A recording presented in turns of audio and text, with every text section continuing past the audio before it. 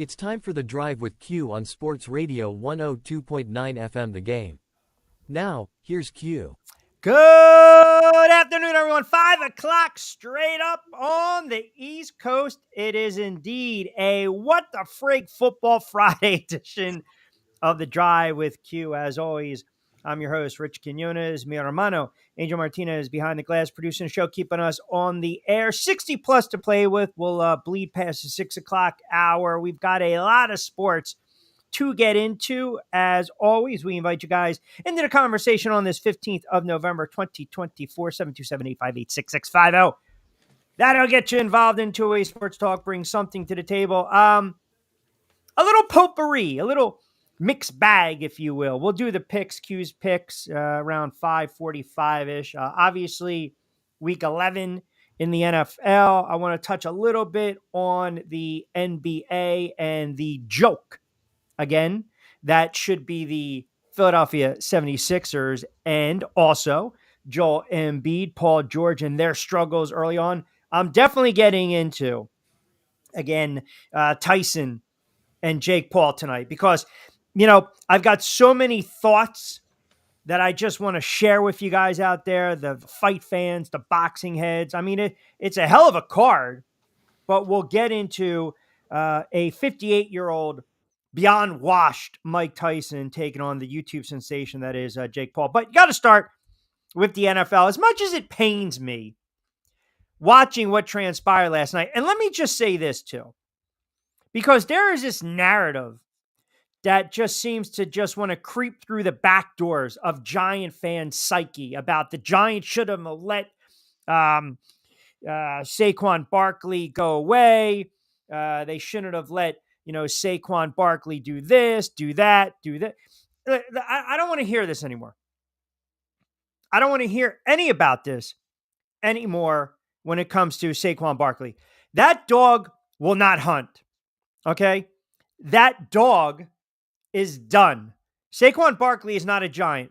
Saquon Barkley had an opportunity to sign the contract mid-season when he was having a really good year. He chose not to. He's now with the Philadelphia Eagles, and he's tearing it up. And who's to say he's going to do that with the Giants? Maybe they win one more game. I don't care anymore.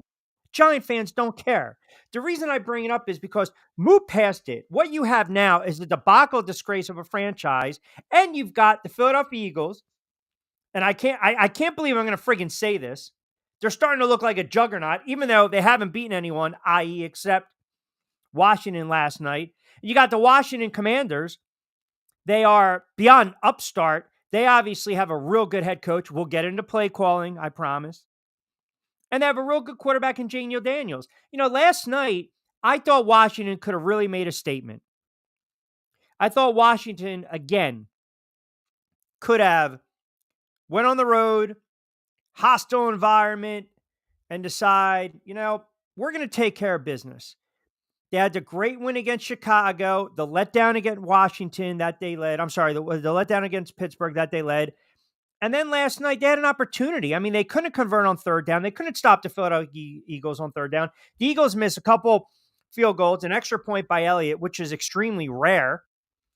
And then obviously, Dan Quinn elects to go for it on fourth and short. Now, I don't have a problem with the play. I don't have a problem with the decision last night because I understand his thinking. Young team on the road. Maybe the defense is a little gassed. I don't know because he said it was a great time to go for it. They're down by 2. Yes, Gonzalez, has the leg. I mean, during the broadcast, it sounded like he was skittish. You go for the field goal. You convert. You're up 1, 13-12. Who knows what's going to happen the next possession? Do the Eagles, do they play it differently? Does Washington play it differently defensively? It's a moot point. Touchdown, Eagles, pick, Daniels, touchdown, Eagles. And then, of course, a little window dressing with Ertz's touchdown for the final margin, 26-18. I don't have a problem with that. The analytics in that situation, 4th and 2 on the 26, whether you're behind or not, you'll see 25 to 33% of the time teams are going for it. I don't like to play prior to the 2nd and 1, and I don't like the 3rd and 1. And even my buddies, again, were just kind of, making a point. I'm going to get, again, I'm going to get, I mean, this is ridiculous. I'm not even friggin' 5 minutes on the air, and the rats are coming out of the woodwork. 727-858-6650. Just, I'm going to get to these comments in a second because I'm already annoyed on a friggin' What the Frig Friday. I don't have a problem with this decision to go for it. It was obviously the lack of execution, and it bit him in the ass, and Washington had an opportunity to win the game. Listen, Eagles fans, you can come at me. It's not a Man Up Monday, but come at me. I have no problem with that. I have absolutely no problem with that. And by the way, stop commenting from my YouTube feed. I'm not going to get in a conversation with these guys going back and forth. You have the worst habit of doing that. It's not going to happen on this friggin' What the Frig Football Friday edition of The Drive with Q. It's not. It's kaput. No more. Yet. I'm not doing it. So I got to sit here now on a Friday.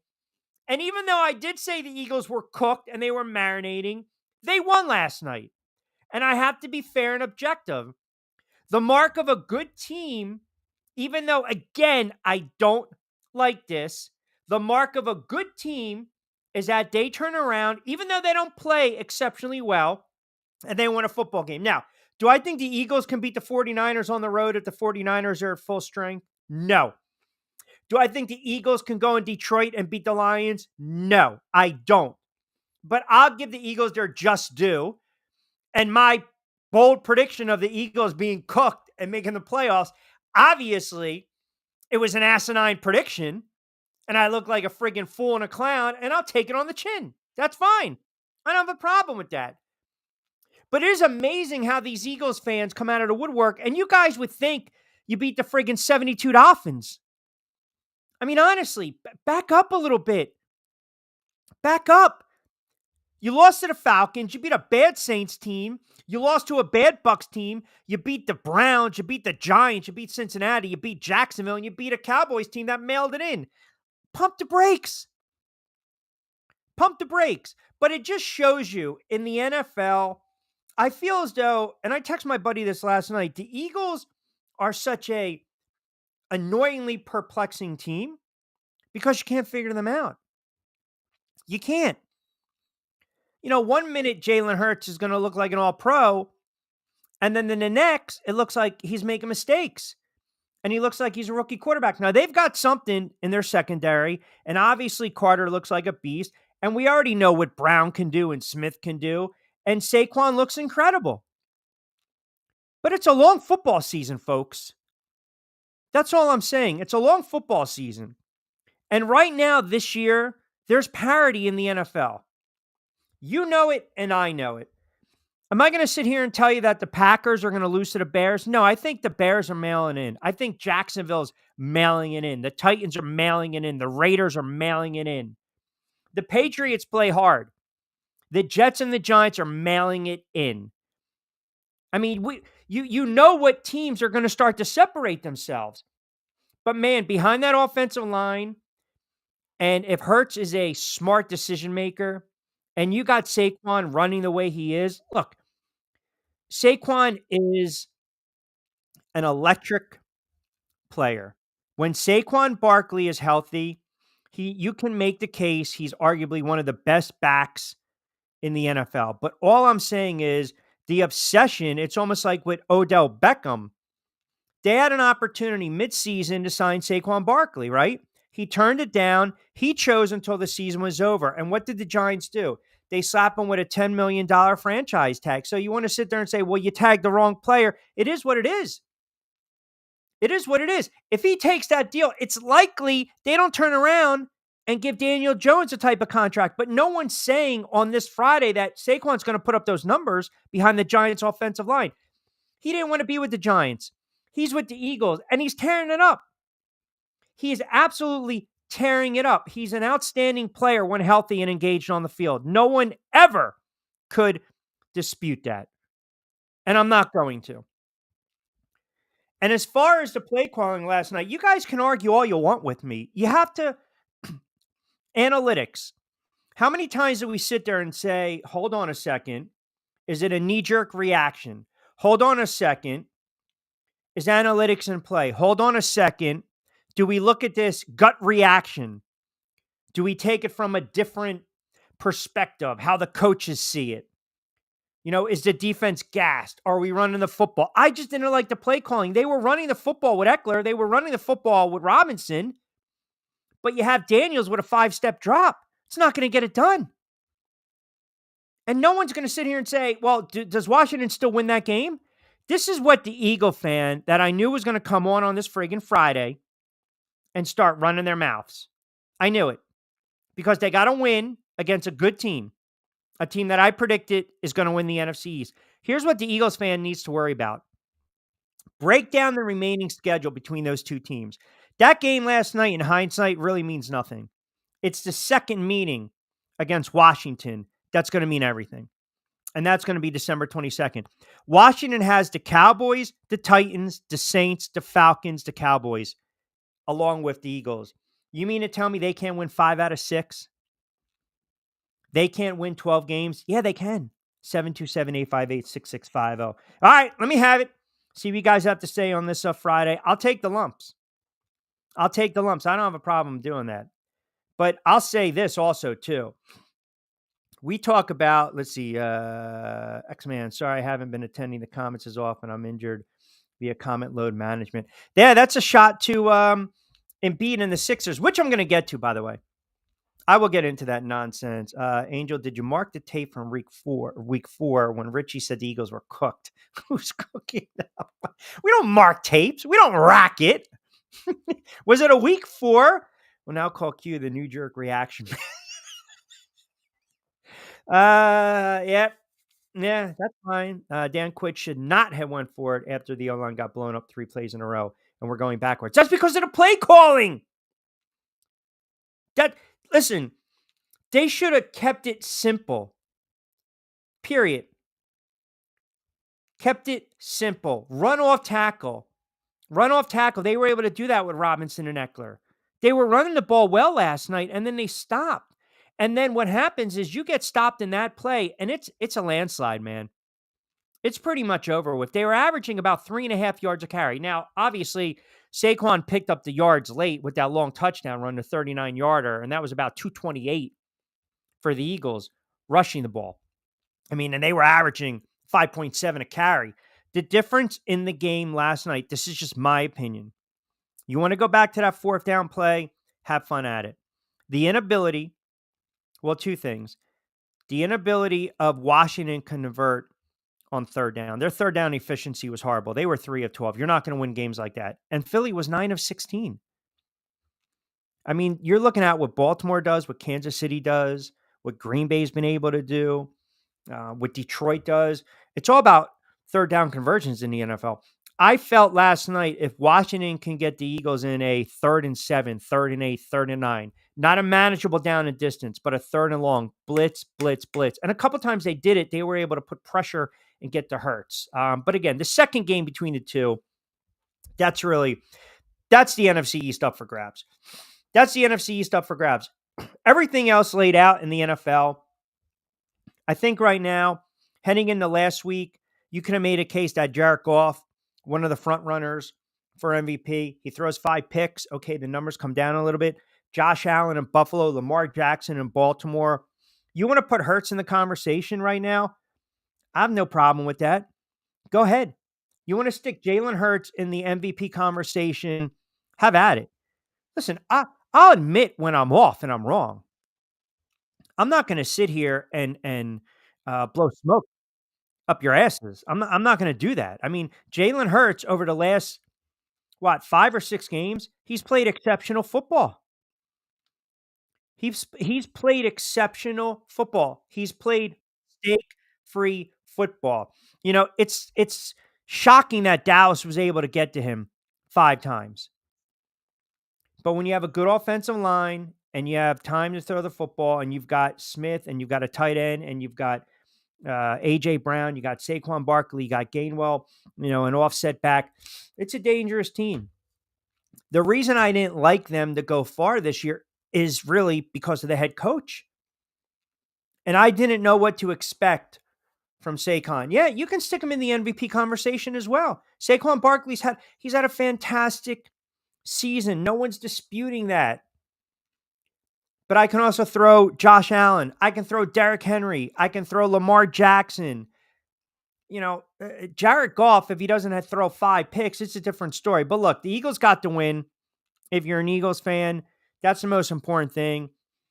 Do I think they're a juggernaut right now? They're playing like it. I mean, you're 8-2. You're 4-1 at home. You had a couple hiccups. Okay. You beat the Packers to start the season on a neutral field. That was sloppy. And you also, if you look at their schedule, closing out the season, they've got the Rams, who, again, might be mailing it in. You've got Baltimore. That is a big game, but it's okay if you lose it because it's an out-of-conference game. Carolina's done. Pittsburgh out of conference. Washington, Dallas, and the Giants. The Washington game, Sunday, December 22nd, they should flex that game. That will decide the NFC East. And there you go. And off you go into the playoffs. And maybe this time you show up. Maybe this time you don't go on the road to Tampa Bay and you stink up the friggin' joint and you choke it up after starting 10-1. I don't know. Maybe that's just me. I don't know. I know what the Giants are going to be doing. Playing golf, making business decisions. This nonsense that the Giants are actually considering starting Daniel Jones the rest of the season just screws my dream of having the top overall pick. And also, this thought now, Gruden's coming back. Belichick's coming back. Well, you saw Gruden just sign with Barstool. Belichick's not going anywhere. So sometimes you're stuck with these guys. McCarthy's going to be out at the end of the season. He's done in Dallas. I would be shocked. Even though you look at the regular season, it's the playoff issues. Does he get a pass this season because Prescott goes down again? I don't know. I believe he's gone. I really do. I believe if the Giants only win 3-4 games and it really gets ugly, Joe Shane and Brian Daboll can be gone. I think Doug Peterson's going to be gone in Jacksonville. Here's a team to watch. Look at the Chicago Bears. Look at their remaining schedule. You might not find a win on that schedule.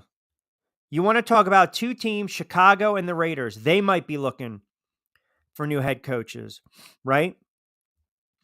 Chicago has Green Bay, Minnesota, Detroit, San Fran, Minnesota, Detroit, Seattle, Green Bay to close out the season. They getting a win? Are you guys finding a win there? Right? I'm not. I think they're going to make some wholesale changes. You've got issues now with the rookie quarterback Caleb Williams, where he's getting knocked on his ass. No one's coming to his defense. You got players quitting during play. That's a horrible look, man. But that is an appealing place because it's Chicago. It's a landmark. It's a historic franchise, even though they haven't been good for a long time. That's more appealing than I think taking the Jets job or the Giants job or the Cowboys job, because the Cowboys job, you're going to have a meddlesome owner. All right, just cranking up 20 past the 5 o'clock hour on a, what the frig, Football Friday edition of The Drive with Q, 727-858-6650. We'll get to a lot more NFL. I do want to get into a little NBA on the other side, and I really want to get into Tyson and Paul. Get your thoughts. Is it a farce? Is it a one-off? Is it a scam? Is it good for boxing? Is it bad for boxing? Or is it going to be the new norm? I've got a couple thoughts on that. Got to remind everyone we're brought to you by our good friends over at Play It Again Sports, 1450 Clemens Bridge Road in Deptford, New Jersey. Open 7 days a week. You can swing on by, stop by. They've got all their used sports equipment and more. They'll give you best buck, best cash on the dollar. And they've also opened up a new store. I'll give you some details next week. New location in Mount Laurel, South Jersey, Burlington County. But as always, give them a call. You can also check them online. PlayItAgainSports.com/Deptford. 20 past 5 o'clock hour, just cranking up on a Friday right here on Sports Radio 102.9 FM. The Game, Coastal Sports Network. We'll take up to 6-ish. Keep it locked in. Ion Tampa Bay is the latest news, weather, and traffic for Pinellas, Pasco, Ellsboro, Hernando, and surrounding communities. Stay connected on X, Facebook, and their website, iontp.com. Eye on Tampa Bay keeps you informed on breaking news as it happens. Southwest Florida's newest game in town. Sports Radio 102.9, the game powered by Eye on Tampa Bay. We'll be right back. Adopt US Kids presents What to Expect When You're Expecting. A teenager. Learning the lingo. Today I'm going to help parents translate teen slang. Now, when a teen says something is on fleek, it's exactly like saying, that's rad. It simply means that something is awesome or cool. Another one is totes. It's exactly like saying, totally, just shorter. As in, I totes love going to the mall with Becca. Another word you might hear is jelly. Jelly is a shorter, better way to say jealous. As in, Chloe, I am like so jelly of your unicorn phone case. You don't have to speak teen to be a perfect parent. Thousands of teens in foster care will think you're, rad just the same. To learn more, visit adoptuskids.org. A public service announcement brought to you by the U.S. Department of Health and Human Services, Adopt U.S. Kids, and the Ad Council. This is the story of a very special woman. In a matter of seconds, she turned herself into a great mathematician or an entrepreneur. Her knowledge was limitless and still is. She could also make monsters disappear, especially those that lurked in the shadows under the bed. Once, this woman put back together a teenage girl's broken heart, which had been shattered in 1,000 pieces, just by giving her a bear hug. She masqueraded as a regular person at work, but as a superhero at home. Everyone knows her as Gabriella. I still call her Mom. Your hero needs you now, and AARP is here to help. Find the care guides you need to help, complete with tips and resources at aarp.org/caregiving. A public service announcement brought to you by AARP and the Ad Council. Download the Sports Radio 102.9 FM The Game app and tell your friends that Florida has a new leader in digital sports radio. All right, 522.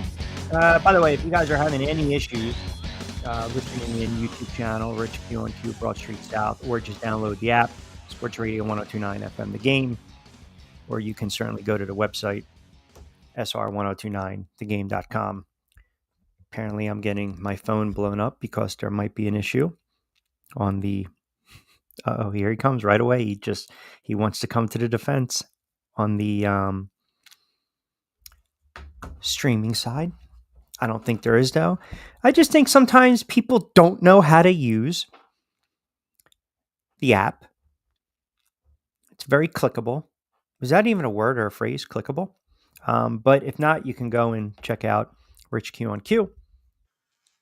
You can check out my. There he is. There he is. Oh, look at those comments coming through. And yeah, it sounds good on the audio and also on X at Rich Q on Q Coastal Sports Network. NBA. How bad is the NBA product right now that we're watching? How bad is it that, and by the way, can we talk a little bit about the 76ers? 2-9, fourth in the Atlantic. They absolutely suck. They're a bad basketball team right now. And if you want to play them, I mean, obviously they covered the number the other night. They lost by 8. The line was 10.5 against Cleveland. They didn't cover against the Knicks. They didn't cover against the Lakers. They didn't cover against LA. They didn't cover. No, they did cover against Phoenix. Their ATS is horrible. But point being, and they got Orlando tonight. Where are you at with the NBA? And a couple things that really bothered me with the NBA. There's a couple things that are bothering me. I'll get into the load management that you guys have already pinpointed, but also the fact that you've got a player in Joel Embiid who just signed a whopping massive contract extension. And this lazy ass clown can't even stay on the floor for more than 15 something odd minutes. That's embarrassing. I mean, you want to talk about the Jets selling their soul for the devil and Aaron Rodgers. Look what the Sixers are trying to do. Every time the Sixers go out and they put pieces around Embiid, it blows up. It doesn't work. It never works. And you still got the issues with Paul George. I mean, the NBA had to step in years ago because the 76ers were putting on a horrible product on the floor. That's how bad it was with the, Sam Hinkie and this and that and the other thing. And Hinkie died for our sins and blah, blah, blah. And let's just tank and put out a horrible product. And they still haven't made it to the Eastern Conference Finals. They still have not made it to the Eastern Conference Finals. So that tells me there's a problem. It tells me there's a problem with the way they're building the roster, constructing the roster. We talked about Doc Rivers over the years. Is Nurse the answer? Who knows? But they have a boatload of problems, man. And you start to creep into 2-14, 2-15, 3-17, 5-20. Your season's shot to shit. That's number one. The other story that really bugged the hell out of me this week was Bronny James. Now, in what world? So we knew this, right? Bronny James playing the G League. Here we go. Okay. But how about this? We're not going to have him travel. And that just rubbed me the wrong way because you are not doing a fair, I guess you can say, I mean, what's the word I'm looking for here? You're not helping this kid out. You're not. This is not genuine now, right? I mean, it's absurd. He's only going to play in home games for the Lakers G League team. He's not going to travel. So how are you helping this kid develop?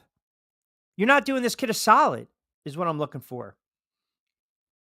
And that's embarrassing when you think about it.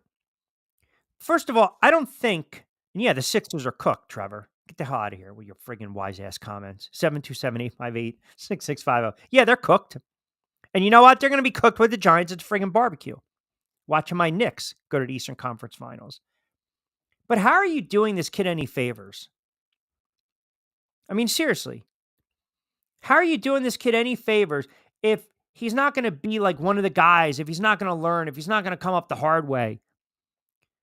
We know about nepotism. We know about his father being LeBron James, but how does this help this kid's game? That's beyond special treatment. It's beyond.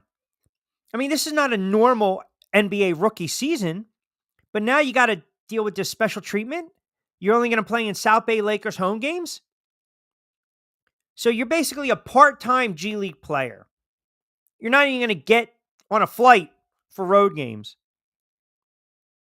I mean, I just, it's a bad look all around, and it makes the kid look bad, the Lakers look bad, the G League look bad, and LeBron look worse. It really does. Stop placating these guys. Stop placating. I don't care if this is your kid. Stop. Like, honestly, stop. And I know people want to sit there and say, wow, you would do this. No, man. Nope. No, I would not. Eventually, you got to have the kids learn the hard way. You got to have the kids go through the trenches. And this is not going through the trenches, man. This is not the norm. This is soft. That's all this is. This is being soft. This is, I want him to have special treatment. How is this going to benefit this kid? Is his game going to improve more? No. I mean, he is who he is, but his game's not going to get better. So to me, this is beyond your special treatment and your nepotism. It really is. It's not, it's now, again, now you're going way too far off board here because, again, this doesn't benefit Bronny. It doesn't benefit the South Bay Lakers. I want to develop this kid. I want to see what he has. Can he make it consistently in the NBA? Or is he going to be a player that's going to sign consistent or back-to-back consecutive 10-day contracts here and there? This is why the Lakers drafting this kid was such a mistake. Such a mistake. If you wanted this kid to have a fair shot and have a career, The unselfish thing would have been to not draft him. But you wanted to do it because LeBron wanted it for selfish reasons. I want my kid on the floor with me. It's not helping this kid out in the long run. It really isn't. I don't think it is. And you guys might disagree, but I think it's a joke. I really do. Don't you want ultimately you want to see if this kid can play, right? You want to see if this kid can play. You want to see if he can grow, if he can mature. And now you're basically saying, well, we're not going to do that. We're going to coddle you. That's really what that is. That's all that is. You're just coddling him. You're not helping his career at all. You're not. And it's unfortunate because, it's nothing against the kid. But if you want to allow me to grow as a player, if you want to allow me to make mistakes, if you won't allow me to, be on the road, bond with the guys, and then how am I going to earn the respect of my teammates? That's another thing. They're grunting it. They're grinding it. They're doing the trips. It's like being in a minor league ballpark. We're going to go on the road. Here we go. You're not doing that. You're not being part of the team. And then what happens? People want to see you fall on your ass.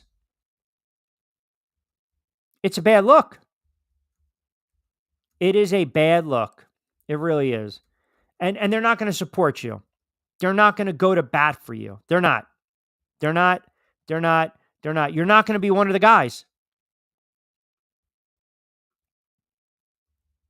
Think about this for a minute, right? You want to show you're one of the guys. You want to show that you're not Bronny James, LeBron James' son. You want to be Bronny James. You want to be your own man. This is not being your own man. This is daddy basically saying, okay, we know what's best for you. No, let the kid grow up. Let him figure it out. But that's not what he's going to do. And that's a problem. I want to see if the kid can play. I want to see the kid grow. I want to see the kid mature. I don't want to see the kid get his ass wiped. I don't. I really don't. And I think it's a bad look all around. I really do. As far as the NBA, as I told you, I get heavy into the NBA right around Christmas time because that's kind of where teams are going to be. Sixers tonight, as we mentioned, they're getting 2.5 against the Magic. Magic, I'm struggling a little bit this season. Cavaliers, if you've been watching the NBA, Cavaliers are perfect. They have a really good team. They're 13-0. Historic start, best start in franchise history. Great start for Cleveland. Really young team with a bunch of scorers. They got very good guard play. They're laying 10.5 against the Bulls, Nets, and the Knicks. You got the Lakers and the Spurs later tonight, Suns and Thunder. And then if you really stay up, you got the Kings and the Timberwolves. So kind of a little deep dive into the NBA. But I do want to get into, on the other side, I want to get into more NFL, and I really want to get into this Mike Tyson, Jake Paul. And I really want to get your thoughts on this, 727-858-6650. Where are we at right now in the sport that I cover, that I call fights, that I'm consistently ringside? I'm doing blow by blow. I absolutely love the sport of boxing. But I'm at me personally, and this is not, the old man, get off the lawn. I'm at the point now where I don't take any of this serious.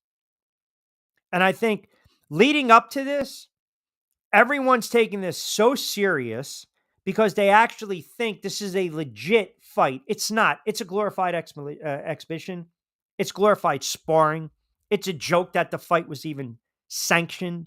But I'll get into some of my thoughts on that as well on the other side. 727-858-6650. 36 past 5 o'clock hour. Take you up to 6. We got Q's picks about 5:45, 5:50. You out there as well. 727-858-6650. We'll take you up to 6. Ion Tampa Bay is the latest news, weather, and traffic for Pinellas, Pasco, Ellsboro, Hernando, and surrounding communities. Stay connected on X, Facebook, and their website, iontp.com. Ion Tampa Bay keeps you informed on breaking news as it happens. Southwest Florida's newest game in town. Sports Radio 102.9, the game powered by Ion Tampa Bay. We'll be right back. Hey, Dad, your prescription will be ready in just a minute. Hey, Dad, your laundry will be ready in just a minute. Dad, your lunch will be ready in just a minute. Hey, honey, why don't you take a minute? When you help care for a loved one, you give them as much time as you can, making sure they're safe and comfortable. But it's just as important that you take some time for yourself. At AARP, we can help with information and useful tips on how you can maintain a healthy life balance, care for your own physical and mental well-being, and manage the challenges of caring for a loved one. Because the better care you take of yourself, the better care you can provide for your loved one. Thanks, Dad. Thank you. You're there for them. We're here for you. Find free care guides to support you and your loved one at aarp.org/caregiving. That's aarp.org/caregiving. A public service announcement brought to you by AARP and the Ad Council.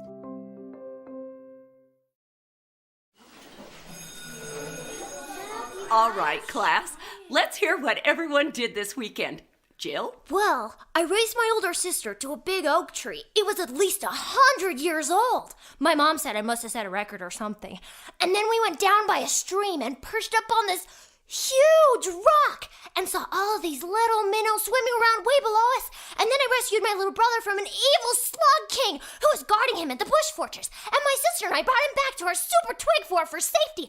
And then we all laid out and told stories until it got dark. And the Big Dipper led us all the way home. Awesome. Where were you, Jill? Yeah. We went to the forest. It's not that far away. Anyone want to come this weekend? Ask your parents to take you and your friends to the forest this week and find the fun, adventurous you. It's closer than you think. Check out discovertheforest.org. Brought to you by the U.S. Forest Service and the Ad Council. Call or text the show at 727-858-6650. Now, back to Q. I'll tell you something on a Friday. There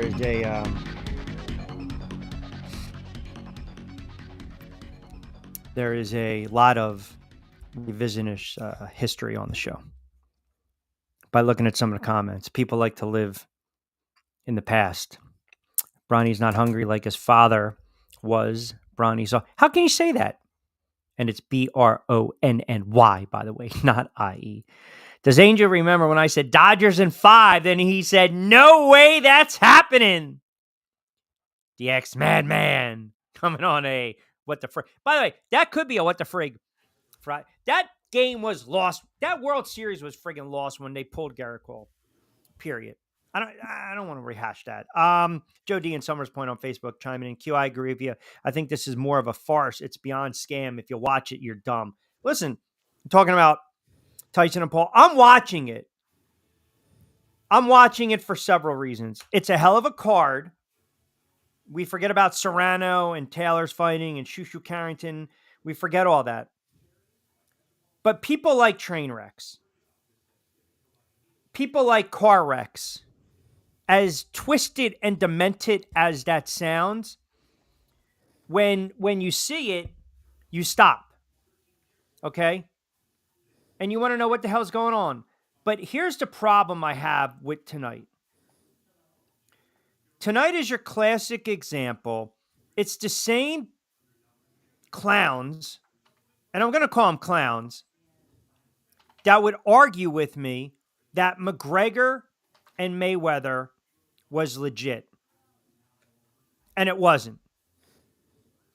And I'll never forget, I was on the radio, and I used to have boxing pundits, purists, historians, Hall of Fame guys, credentials call in and argue with me. Everyone knows that fight was a scam. Everyone knows McGregor had no shot at winning. Everyone knows that Mayweather gave up some rounds. So tonight, stop thinking this is a legit fight and this is good for the sport. At this point, you just can't take this crap serious anymore. It's a scam. It is a money grab. That's all that is tonight. Jake Paul, hey man, God bless you. You're going to bank 40 million. Tyson's going to bank 20. We're all suckers. Boxing's become too niche. They get in price to watch is too high. Yes, overall, this is good for boxing because it will get more eyes on the sport. I don't know. I disagree. You're talking about Jake Paul as a clown of all clowns. I think you're talking about what some of these pay-per-views. And sometimes they get expensive, no doubt. But tonight is an example where it is a scam. It's a farce. This is not a, people are sitting there saying, oh man, I think if Tyson's 58 friggin' years old. Jake Paul's 27, 28. In a normal world, this is not even a fight. Nope. Not even sanctioned. You're talking about the 8-ounce gloves, 2-minute rounds, 8 rounds. This has the makings of a Jake Paul touching Tyson, overwhelming him a little bit, and then the fight getting stopped. Or it goes the distance because, again, the fix is in. They're going to get paid. It's a money grab.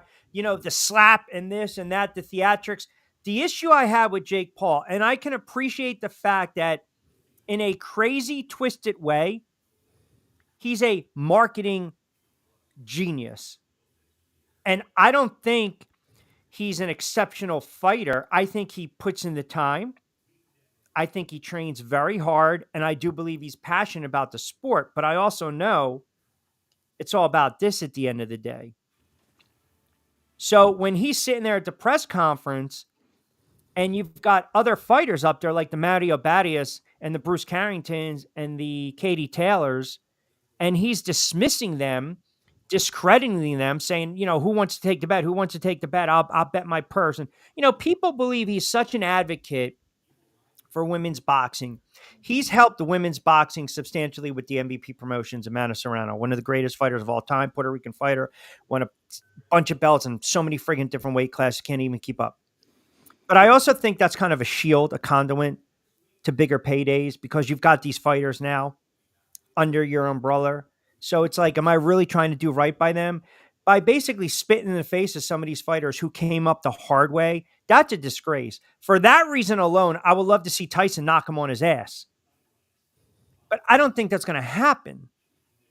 I really don't. And I think people are looking at this like this is a legit fight. This is not a legit fight. It's not. You're not getting Mike Tyson in his prime. You're not. You're not even getting Mike Tyson after post Buster Douglas. And the thing about Mike Tyson, and I've gotten killed for saying this, Mike Tyson is, I love the second arc of Tyson's career. I think what he's been able to do is just remarkable, right? Turning the life around, the second arc, and now not even sympathetic, but just everyone loves Mike Tyson. But let's call it for what it is. Mike Tyson was one of the most overrated heavyweights of all time. Overrated heavyweights of all time. Let's keep it honest. Let's keep it real. When Tyson had to step up and fight the fights, he never got it done. He never got it done. I mean, we go back, forget about the night in Tokyo in 90 when Buster Douglas, his mother's passed away and he floors Tyson. His career was never the same after that. The fight against Selden was a joke. Everyone thought Selden got touched up and took a dive. The fight against Spinks was a joke. When he goes up against, all right, Cato, Foreman, Holmes, pardon me. But when you go up against Lennox Lewis, what happens? When you go up against Holyfield, what happens? It was the mystique, the allure of Tyson. It was the allure of Tyson. Tyson was a great fighter, but you have to, if you know the sport, he was overrated. It was the mystique, the allure, the black socks, the black trunks, the baddest man on the planet, walk into the ring where guys were pissing their pants in the opposite corner. They knew right away. He broke them down psychologically and mentally before they even touched gloves. That was the nasty, baddest man on the planet. He was never the same fighter. He was never the same fighter. Absolutely no way Evander Lennox dodged him. Absolutely not. No. And when they fought him, what happened? Seriously, give me a signature win of Mike Tyson's career. He's not even a top 10 heavyweight of all time. But I'm not hating on the man. I'm just giving you my opinion and to some extent facts. So now we're going to sit there and people think we're going to turn back the clock 30 years. He's 58 years old. He looks like he's in incredible shape. But of course, only one state's going to sanction this, and that's Texas. It's a money grab. It's a scam. Go make your $20 million. Hope he doesn't get hurt. But my fear is that now these are starting to be these one-offs. Or is this the new norm? Is this going to be the new norm in boxing? And again, this is not, it was the mystique, man. It was the mystique and allure of Tyson. That's all it was. That's all it was. I'm not going to sit here and say he wasn't a great fighter. He was. He was, but we're not going to stick him in that category of all-time top 10 heavyweights. Listen, you got the 70s and 80s, the middleweights, the welterweights, guys were fighting. They were fighting who they had to fight. They were fighting who they had to fight. Give me the signature win. But people are thinking, oh man, no, he's going to make his 20 million. You got 60,000 that are going to be in attendance. Paul's going to make 40 million. Is it a gimmick? Is it good for boxing? Is it bad for boxing? Is it a shtick? Is it a one-off? Is this the new norm? That's all I'm asking. I'm just wondering. You got Netflix. You know they can put money and pump money and resources behind things. We know it. I know it. You know it. But you also have to take a step back and say, you know, what good does this do? Seriously. What good does this do? You're probably, this fight will probably, the numbers at the gate will be ridiculous because somewhere someone's going to be like, I had a chance to see Mike Tyson. And they also want to see Tyson knock out Jake Paul. And there's a populace that love Jake Paul and they want to sit there and say, hey man, this guy knocked out the legend, Mike Tyson. Okay. Listen, there's more than 70,000 people that are expected to be in attendance. It's brought in 17 million in revenue. Again, that's according to MVP, Most Valuable Promotions, Jake Paul's promotional company. It's a brilliant marketing concept idea. It's a great card overall. Again, we don't want to forget about the rest of the card because it's just not Tyson and Paul. It's not. If you follow the sport, Katie Taylor, Amanda Serrano. That's for Taylor's junior welterweight. Mario Barrios, a kid that I know very well. He's fighting Abel Ramos for the WBC belt. You got Green and you got Watpool. You got Shushu Carrington, who's a really good-looking fighter. Bruce Shushu Carrington called his fights in the Golden Gloves. So it's a good card, man. But I'm wondering now, see, the Saudis get behind a lot of these fights because they win the purses.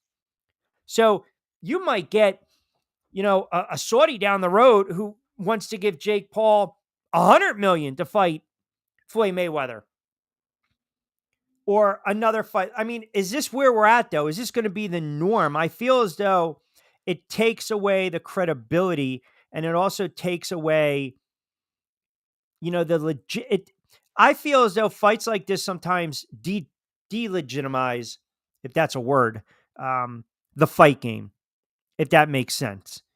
And I think it also takes away, imagine if you're a prospect or you're fighting 13, 14, 15 times and you're 15-0, 16-0, 17-0. You're going to love an opportunity to fight on this undercard.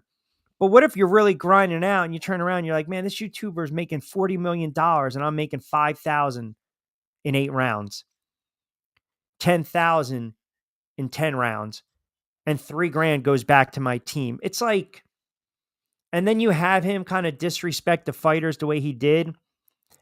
I don't know. I'm not a fan of that. Are you going to watch it tonight? I'm curious. Are you guys going to watch 727-858-6665? Are you going to watch it tonight, Angel? I'm going to watch it tonight because I just want to see the spectacle of what it is. The same way the other day when they had the conference out there, the weigh in, blah, blah, blah, the fake slap, the whole 9 yards. I mean, it's all it's going to be. It's a showcase, as you've been mentioning. And by the way, to ex-Madman, yes, I remember about when you said they're going to win in 5, and I thought you were nuts even when he said it. But when they won, I was actually thinking and saying if I was a way I could reach out to you to say you were right as far as the Game 5 win with the Dodgers versus the Yankees. But no, I think it's become such a sham at this point. I also don't think that Jake Paul, if he's going to win something, there's even people talking about today that they feel he's just not a real, still legitimate fighter. And he's going to get the money.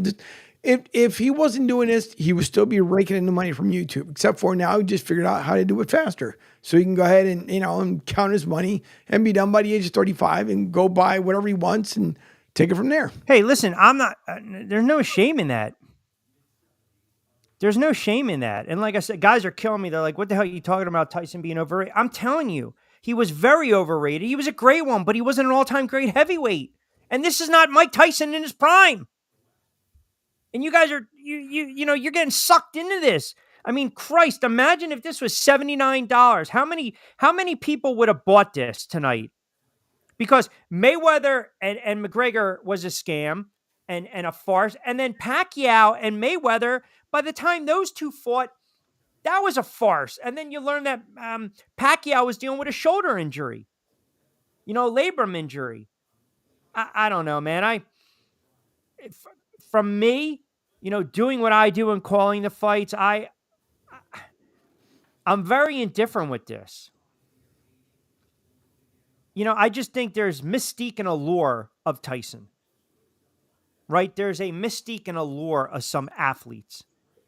We want to get sucked in, right? We want to get sucked in, and we feel as though there's something special about these guys, right? And I'm telling you, man, I remember, my father and I watching some of his fights, pay-per-view, going over to my uncle's or them coming over to my parents' house with my cousins. And I'll never forget, man, you got the black Pumas, the socks, and, you wanted to emulate, and here we go. And you go and you get up to go get a soda and you microwave the popcorn and you sit back down. The friggin' fight's over.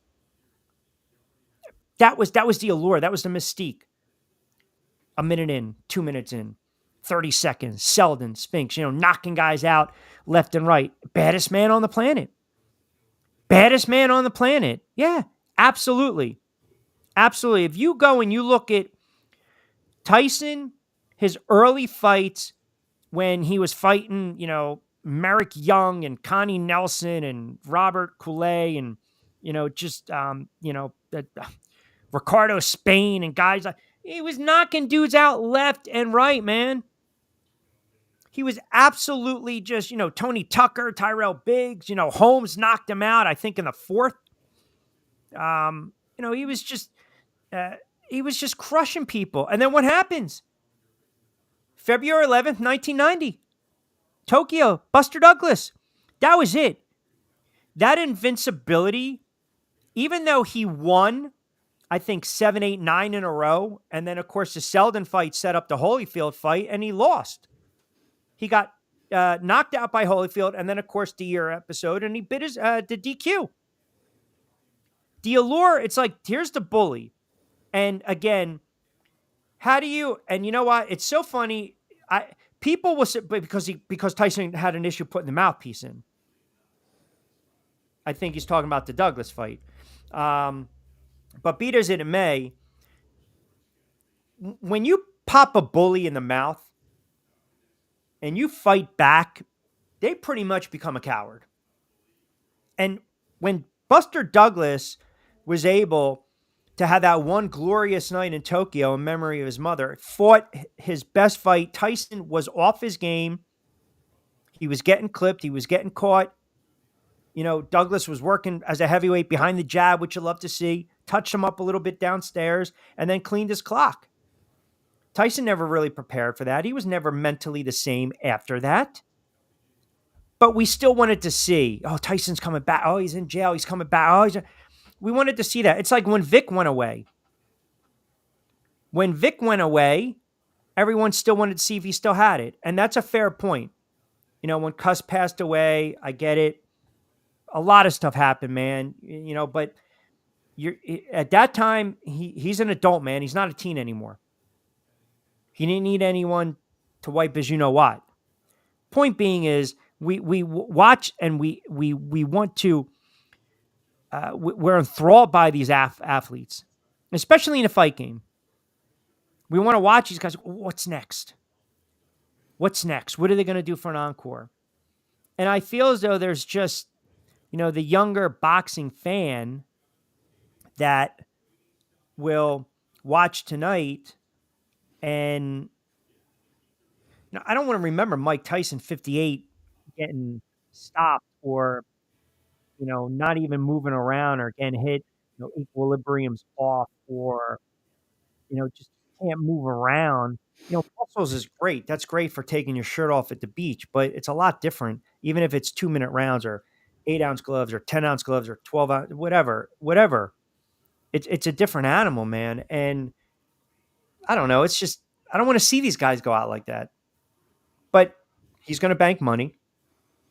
And I think what's going to happen now is this is going to be the new norm. You're going to see guys come out of the woodwork for a ridiculous payday. Listen, Oscar De La Hoya is probably going to lace him up. Mayweather could probably still want to lace him up. Pacquiao still wants to lace him up. Roy Jones Jr. Hell, I did Roy Jones Jr. fighting Bobby Gunn a couple years ago. Roy Jones Jr. still wants to fight. Who's to say we're not going to see a Bernard Hopkins, Lennox Lewis, Evander Holyfield? It's like you're talking about these guys that we grew up with and we were watching them consistently and they made the sport what it was. And it's like, I'm not talking about, Joe Namath with 2 bad knees trying to sling it for the Rams or Johnny Unitas with the Chargers or OJ dressing up with the 49ers or Franco Harris with Seattle. I mean, football, it's rough when you see some of these guys go out the way they are. Boxing, it's even more, it's worse. It's worse. And yeah, if it's 69, 79, I'm not going to watch it. I will watch tonight because I'm very passionate about the sport. Last weekend, Nebraska fights, Florida fights, I'll call them wherever. I love the local circuit. I love good competitive fights. I wish I was doing this in the 70s and 80s in the heyday of the fight game with Hagler, Hearns, and Duran and Leonard and the likes. And Pryor and Arguello. But there's a great crop of fighters right now. When people sit there and say the sport is dead, it shows, to me, it shows a arrogance of them. Absolutely not. There will be no fishing tonight. First of all, that's well played. It's too friggin' cold. No. And here's another thing for you wise guys out there. I don't even have to worry about Sunday because guess what? The Giants have a bye. So hold on. Let's check. We've got 60, 60, 62 on Monday. Somebody texted me the other night. Oh, I'm surprised you're not fishing on a Thursday night. 727-858-6650. Tonight isn't a boxing event. It's a sideshow. I tend to agree. Kevin, North Jersey, chiming in. Q, I can't believe you actually said Tyson's overrated. And guess what? I agree with you 100%. Every time he was matched up with the big boys, he lost. And of course, you mentioned the Seldon fight. To this day, I still believe that Seldon took a dive. That's what a lot of people thought. Bruce Seldon's son's fighting. Or his second, he's got couple sons, but his other son is fighting in Atlantic City. Yeah, that's, it adds to the corruptness of the sport when everyone thinks a guy gets touched up or he takes a dive and he collects, a quick purse. I mean, they did that back in the 40s and the 50s and the 60s and all that kind of stuff. It's no different than watching the NFL with some of these referees. By the way, we do have, I know we'll do a little bonus, but we got some really good games this weekend. We'll do our picks in a minute, but just a couple games that will not be part of my pick segment. And there's just a couple games. I guess kind of keep an eye on these games. Ravens and the Steelers. The Ravens are laying 3. Total's 48.5. Mike Tomlin, give him credit. He decides to go from Fields to Russell Wilson. I look like a fool. I thought Russell Wilson was cooked. I think Baltimore is the most complete team in the AFC. I thought that was a big win against Cincinnati. Derrick Henry looks reborn. I don't know if Lamar Jackson is going to win the MVP again. I don't, but he is worthy of winning the MVP again. Just to give you updated odds for you guys out there, as it stands right now, updated. Lamar Jackson is minus 110. Allen is plus 350. Patrick Mahomes is sitting at 750. Hurts is plus 1200. You might want to take a flyer on just Jalen Hurts at plus 1200 if that's updated, and I'll double check. Allen plus 350. Mahomes plus 700. It dropped a little bit. Hurts is plus 1300. Take a flyer on him. Go ahead. And I know Nick in Delaware actually Facebook comment actually DM me on the odds on tonight. The odds actually went. Paul opened up, and now, believe it or not, Tyson is a favorite tonight. So think about that. But that's a game that's worth watching. Okay, that's a real good game. I believe that unless if Josh Allen and the Bills make a run and he puts up monster numbers, and let's just say they get the 2 seed, because Baltimore right now, Kansas City, if they need to go down this path, I don't think they're going to be undefeated, but they'll get the 1 seed. You look at the Ravens; they're 7-3. The Bills are 8-2. Let's just say the Bills get the 2nd seed, and Allen finishes. I don't know. I'll give you some numbers. Josh Allen throws for 3,800 yards, 4,000 yards, 32 touchdowns. So basically, he's got some work to do. If he right now, you got 7 games left. Let's just say he's averaging 2. That's 14. That gets him to 31. And then he averages about 200 plus a game. That'll get him to about 3,500. If Baltimore slips up and Jackson has a bad stretch, you can see Allen win the award. Number 1. Number 2, I don't think Patrick Mahomes is winning the MVP. And last week, we picked Denver on the money line. And I didn't hear anyone sitting there saying that's not a bad pick, even though they got the field goal block late. Kansas City is flawed. Kansas City is not going to go undefeated. It's just way too hard in this era of football. You've got that extra game, 17 games. It's a war of attrition. They just lost a kicker. I think this sets up 425 Sunday, CBS window, Kansas City 9-0, Buffalo 8-2. I think Buffalo, and you guys can quote me on this, and you can mock me on Monday, on a Man Up Monday. I think Buffalo absolutely waxes Kansas City. I think the Bills win by at least 13 points. Let the comments come in on Monday. Let the comments come in on Monday. All right.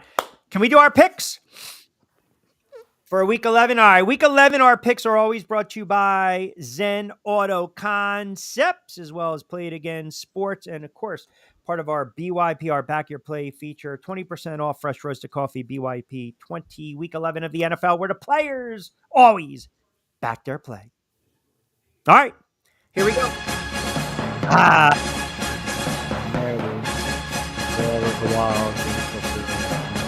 Well, I gave you one game already as a bonus, the Bills and the Chiefs, so you kind of know where I'm going with that one. All right, game number 1.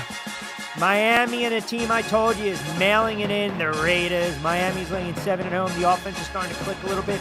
I know Miami has a very small shot of getting in, but I look at the Raiders' business decisions. I don't like them at all in this spot. Give me Miami laying 7 at home, game number 1. Game number 2, the theme is teams mailing it in. Green Bay taking on Chicago. You already saw the rumblings in Chicago. They got rid of the offensive coordinator. Williams is banged up. Eberflus is on the hot seat. Wide receivers don't want to play anymore. Green Bay on the road. I don't like the hook, 5.5, but I'm confident that the Packers will put up at least 30 plus. I don't think the Bears can match it. Give me Green Bay on the road, laying the points, game number 2. Game number 3. The line is telling me something here. You love that phrase, right? The line is telling you something. Detroit can score, man. And Jacksonville, we know the kind of issues they have. They're going to go back to Mac Jones, no Trevor Lawrence. I think this is a horrible, horrible spot for Jacksonville. Jared Goff wants to come back. He had the 5 picks. That's not going to happen in this one. Detroit is very scary at home. I think they absolutely wallop Jacksonville.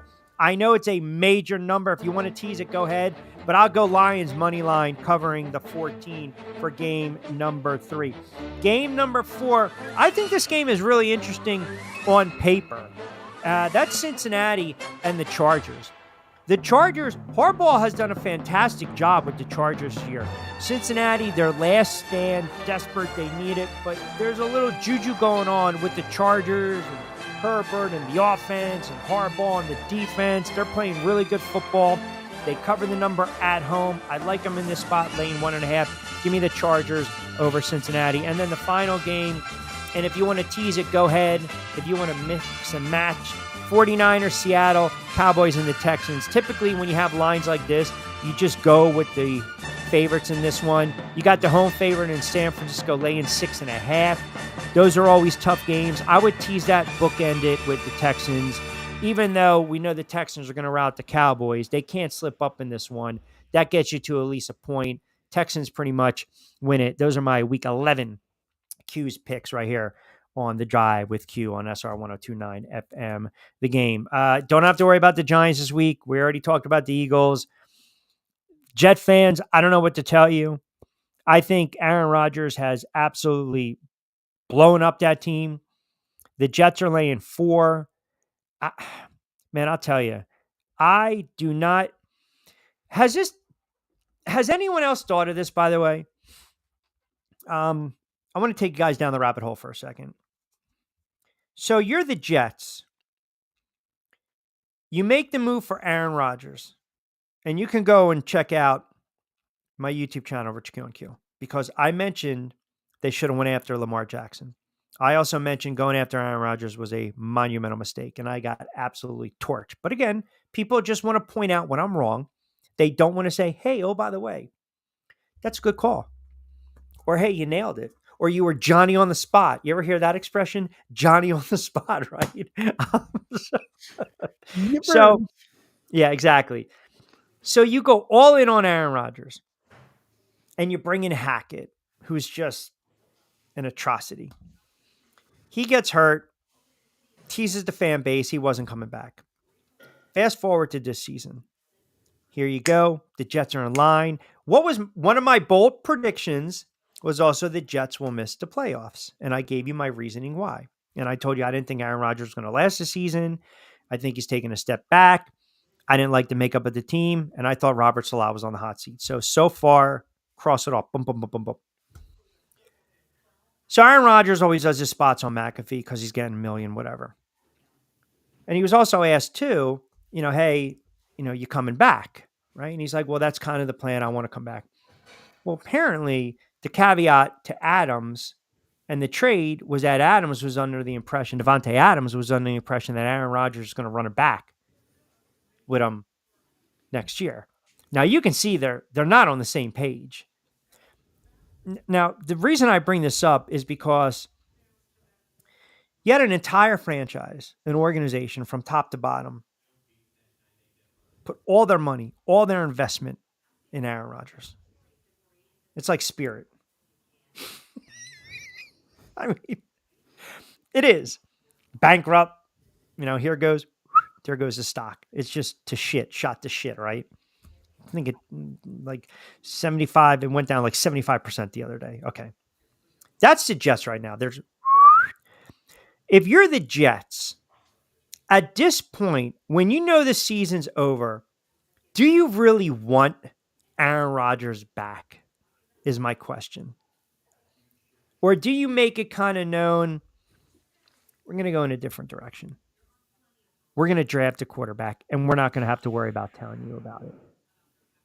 You basically went from selling your soul for a Hall of Fame quarterback and try to squeeze 2 to 3 really good years out of him. It hasn't panned out. Do you really want to deal with another season of Aaron Rodgers and him getting banged up? Nope. Players basically calling each other up. He calls out Mike Williams. What does Mike Williams do? He has the game-winning touchdown catch for Pittsburgh last week. Maybe it's not Mike Williams. Is it possible that it's Aaron Rodgers? I don't know. I was just throwing it out there to see, if it's stuck. What you guys think? Nobody wants to see him back. Everybody wants to see him just gone on to the abyss and wherever else that he likes to go to, but nobody wants to see him back. You mean like in that the retreat, the dark hole? Yep. See you later. Yeah. I bet you there are boxing fans that feel the same thing tonight about Jake Paul. They want to probably see. so. He's banking $40 million. Dude, listen. Don't be shocked if this is one of those. I feel as though this fight is set up to be a draw. Well, yes, but I was also going to say a third or fourth round. Mike Tyson says enough is enough. Hibiscus? Ayuka? What is that? Ahoska? Hold on, I gotta Google that. Google it. Just Google it. What is that? Oh, what is that? Oh, the ayahuasca. Yeah, hold on. I'm gonna put it in the translate. Ayahuasca. Google Translate. Let's see if we can hear this. Google Translate. Oh no, we don't want that. Ayahuasca. Does that make sense to you? Can I copy and paste that message? Can you put up that message one more time? Whoever has the most. Ayahuasca. Hold on, keep it up there. Can you spell for me, Angel? A-Y-A. A-Y-A. Yep. H-U-S. Yep. C-A. All right, ready? Yep. Hold on. Google. Ready? Hold on.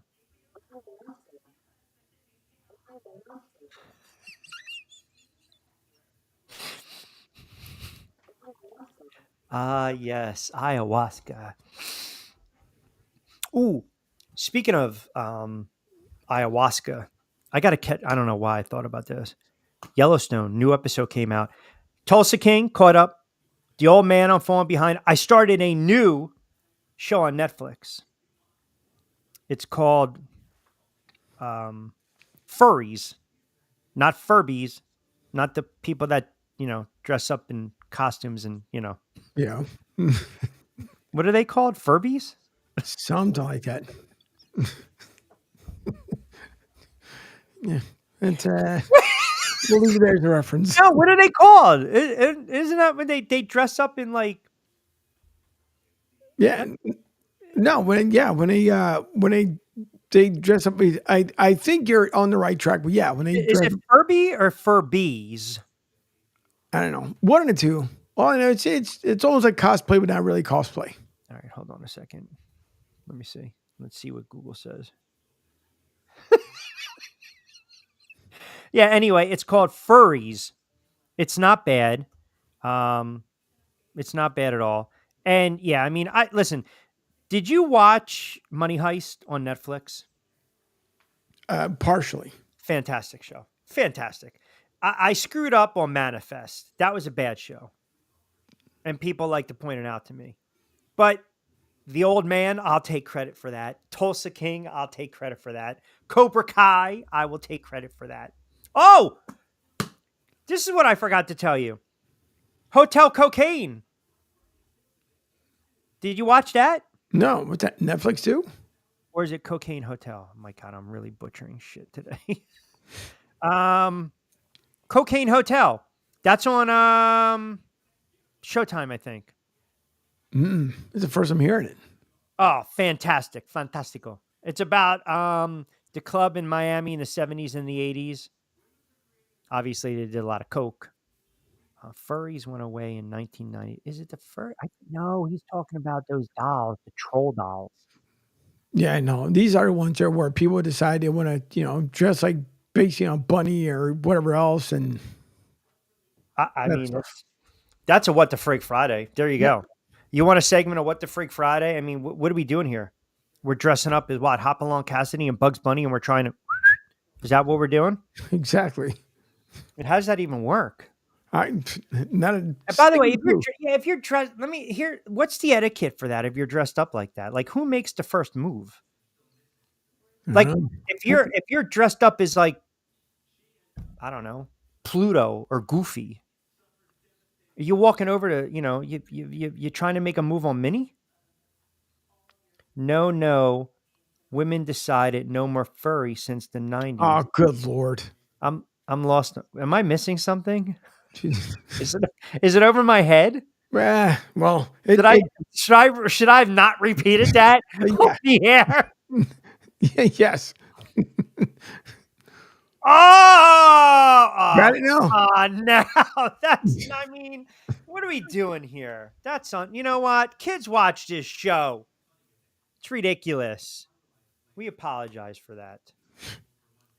Do not put that comment. No. X-Men man on a roll. No, he's got to go somewhere. I don't know what the frig football Friday. All right. Hey, you got anything cooking this weekend? No, I know the Tampa Bay Sun Football Club play tomorrow night in Tampa. They're trying to get their second home win of the season. After starting out kind of rough, they're starting to finally pick it up, but there's still a lot of soccer left. Men basketball with USF, they play tonight after winning at home on Wednesday.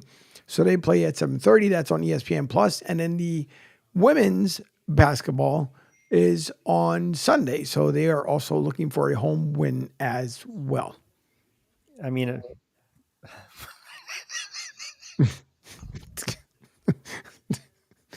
and Trevor left it with the last one. It wasn't a route that anybody was going. It was. Well, there's no problem posting that comment. There isn't, but we'll figure out what the actual thing is supposed to be called or whatever the case may be, and then we'll throw it out there on the socials. Yeah, people know. Yeah. Well, I mean, it's just sign of times, my friend. Sign of times. All right.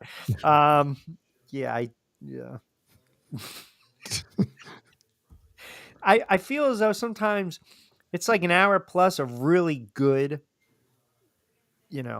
sports conversation, and then all of a sudden quickly, Yep. But it always comes back. Yeah, that's like a plane trying to, approach on the landing strip. See? I didn't go there. See? Coño que la madre. Cállate. All right, got to start wrapping it up on a What the Frig Football Friday edition of The Drive with Q. Hey, don't forget, new edition of BYP is out on SR 102.9 FM The Game. Coastal Sports. See, now you can get it out. And that's the way we close Coastal the show. Sports Network. Appreciate you guys as always. You guys taking a drive with you on a Friday. Good stuff on Facebook and X and the YouTube channel. Don't forget, Pete will start you off during the week, Monday to Friday, Pete Shepard Show. And, of course, 7 to 10, Martinez and Company. Monday, Wednesday, and Friday from 10 to 12. And then and they're coming in via text. Yeah, we are. That's what I'm saying. I don't even know what to say. We are working, Angel and I are working on a new concept, new show during the week. So a little outside the box, and I'm sure you guys will be like, what are you guys doing? But trust us, it'll be a little entertaining, a little outside the box from a gambling perspective. So we'll keep you updated on that. All right, Amano, you have a very good weekend. For Angel Martinez, I'm Rich Quinones. Appreciate all the sponsors, you guys chiming in as always on this Friday edition of The Drive with Q. Don't forget, you can catch us on demand. Download the app. Check us out on SR1029thegame.com. All right, get the Man, X-Man has the last word here. Go ahead. We'll pull that comment up there. Paul waxes Tyson. I think you might get a stoppage in 3 rounds. Who knows? But we'll talk about it on Monday. You got a lot of football to get into, some NBA, some college football as well, and a little hot stove. So with that, everyone have a good Sports Friday. Enjoy your sports weekend. Be safe, be sound. We'll do it again. We'll be back in the saddle on Monday. Until then, I'm Rich Quinones. Hasta luego. Buen día.